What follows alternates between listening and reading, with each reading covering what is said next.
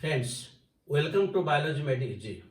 In this video, first we'll discuss mycoplasma, then we'll discuss lichens. So first, mycoplasma. Mycoplasma is also known as PPLO, pneumonia-like organisms. Why? Because they were first discovered by Louis Pasteur from the pleural fluid of cattle suffering from pneumonia.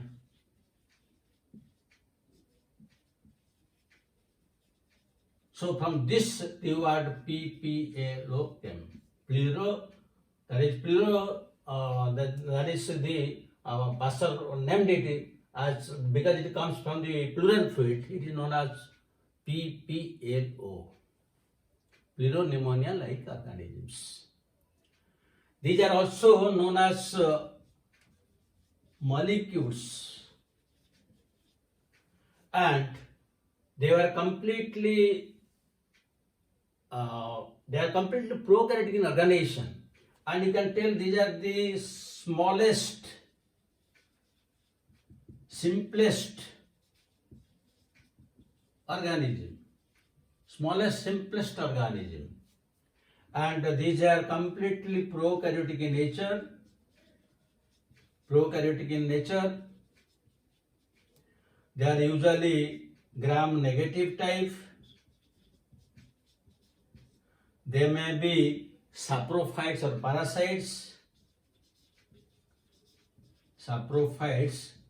parasites. And the most important thing is they do not have cell wall. That is the most important point.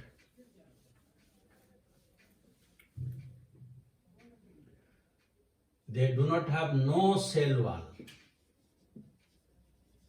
So since there is no cell wall, their structure always changes. Sometimes they appear like a coccus, sometimes they may be helical, sometimes they may be filamentous. That is why they are known as joker of microbiology.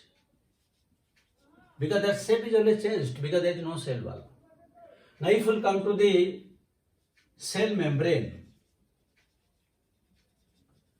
cell membrane is usually three layered. Now if we draw one diagram here, it is always three layered. Three-layered cell membrane is there. That is one of the important characters.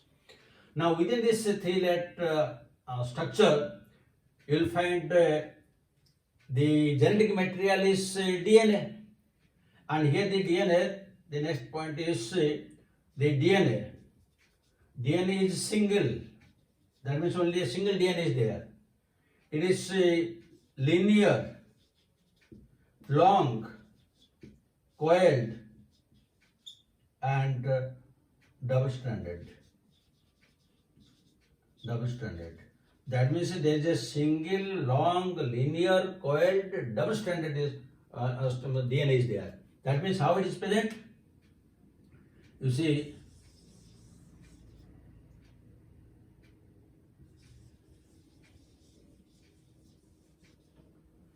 see, it appears circular, but it is not circular, it is linear, but it is coiled, it is very long and coiled.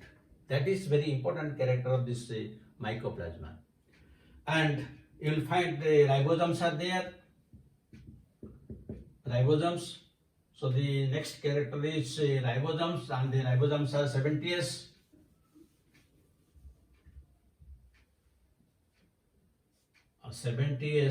Ribosomes are there.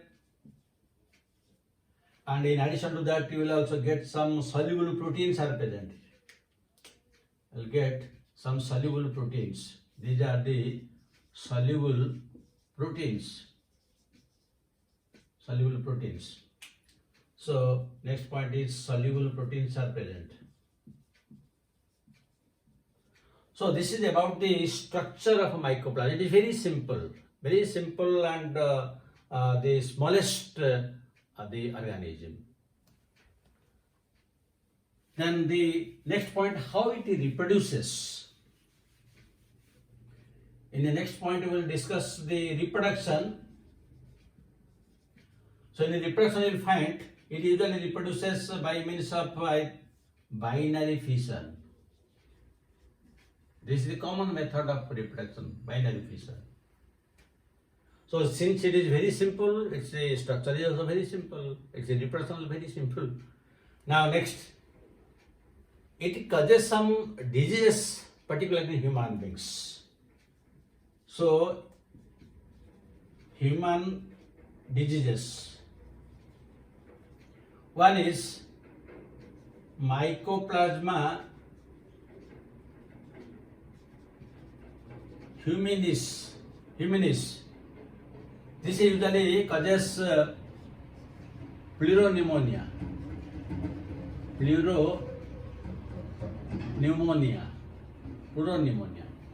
Then there is another Mycoplasma fermentans. Usually it causes urethritis, which is a type of sexually transmitted disease. That means there will be certain inflammation in the genitals. That is a sexually transmitted disease. Then another is Mycoplasma salivarium,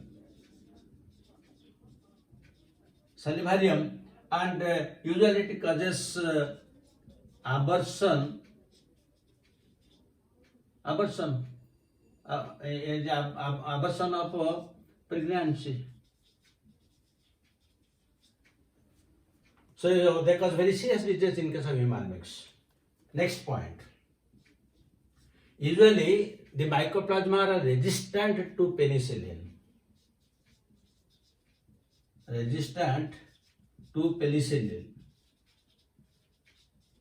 Now usually the main function of penicillin is to destroy the cell wall, but mycoplasma has no cell wall. So if you will apply for these diseases, if you will apply penicillin, it will have no effect. But it can be killed by tetracyclines and streptomycin.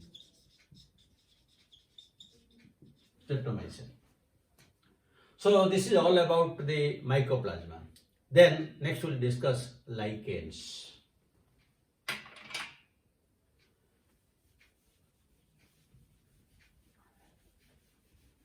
So lichens, as you know, they are composite plants having two different plants. One is algal partner, the other is fungal partner.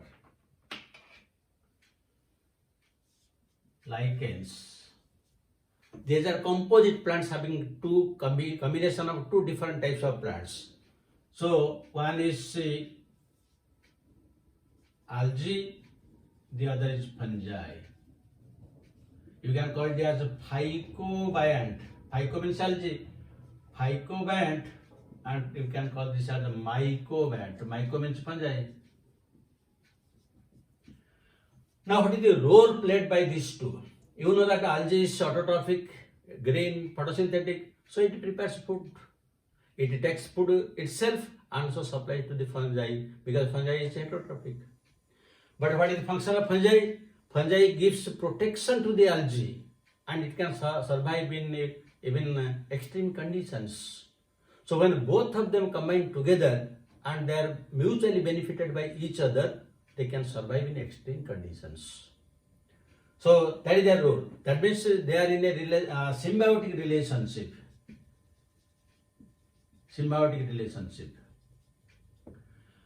Now, what are the different types of algae and what are the different types of fungi?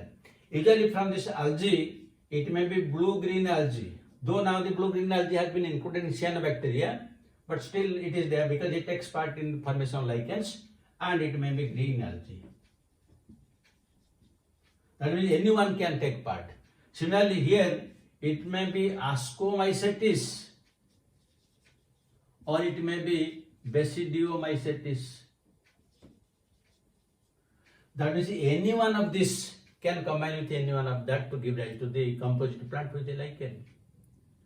And depending upon what type of lichen is taking part in the lichen formation, there may be ascolichens or there may be the basidolichen. That means you can classify as ascolichen. So ascolichen means this ascomycetes is taking part, and it may be basidolichen. But usually these are abundantly present, while these are very rare.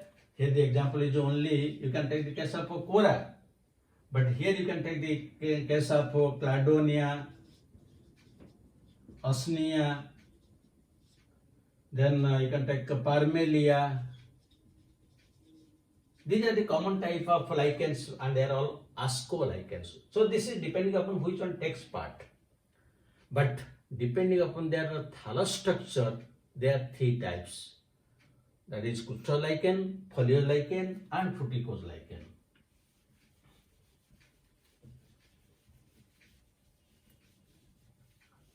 Depending upon their thallus structure, it may be crustose lichen or foliose lichen or fruticose lichen.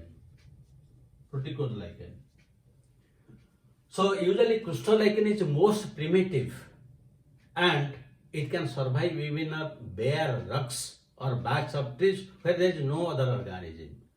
That is why its name is crustose. Suppose this is one rock surface, and on the rock surface there is no soil, no organism can grow. But here the crustose lichen can grow here like this, crustose lichen. And how it is present? It is present in the form of incrustations. That means so tightly attached to the rock surface, you can't separate it. It may break if you try to separate it. That is why it is known as crustose lichen. And the common example of the crustose lichen is usually graphis, and another is this rhodocarpon.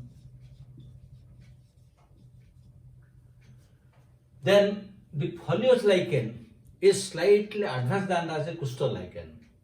Here there is no difference between the dorsal and ventral side, but in case of the foliose lichen, you will find there is a difference between the dorsal and ventral side. They are slightly more advanced.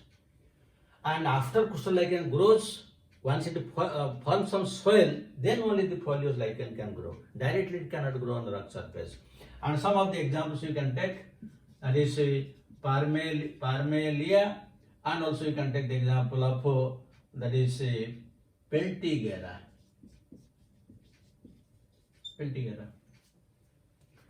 Then fruticose lichen are still more advanced, and they almost look like ribbon-like structures with the fruiting bodies. And their example is usually one example is osnia, and another is cladonia. So this is about the different types of lichen, either according to the thallus structure or according to the type of fungi that is present. What about the reproduction? Now if we come to the reproduction, in a lichen both algae and fungi are there, then who will take part in reproduction? It is only fungi. Whether it is asexual reproduction or sexual reproduction, it is exactly same to that of the fungi, because the algae has no role in the reproduction. That is very, very important. Then the lichens have some ecological and economic importances. So what are the ecological and economic differences? Now we will discuss the ecological importance. The first point is they are the pioneers of xerosia. You know that the succession of plants is two types. One is xerosphere, the other is hydrosphere. When it starts from bare rocks, it is known as xerosphere or xerarch, and the starting organism which will develop in bare rocks is the custose lichen. That now we have discussed.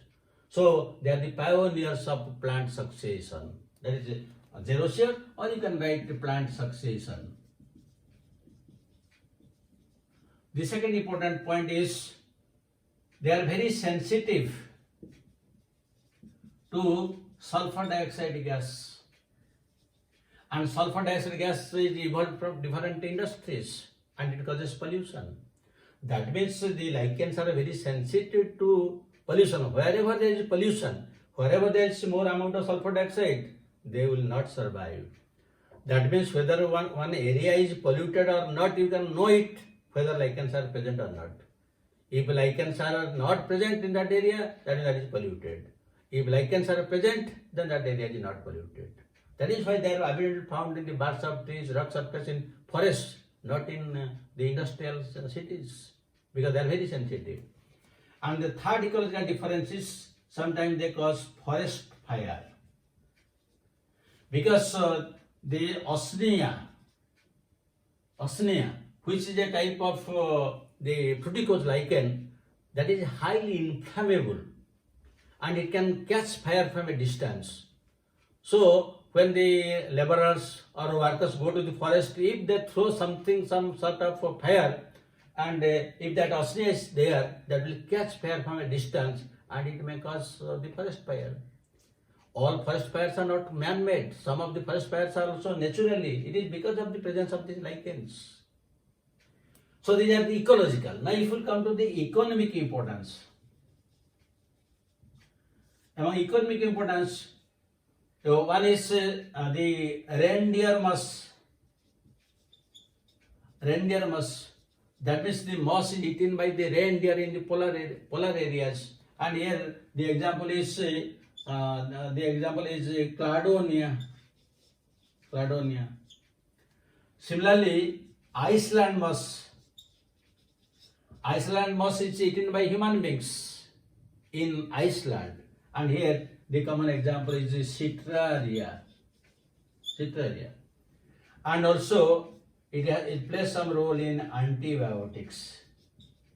And usually osnic acid which is obtained from this osnea, that is antibiotic. It is very strong like the penicillin and it is a broad spectrum antibiotic.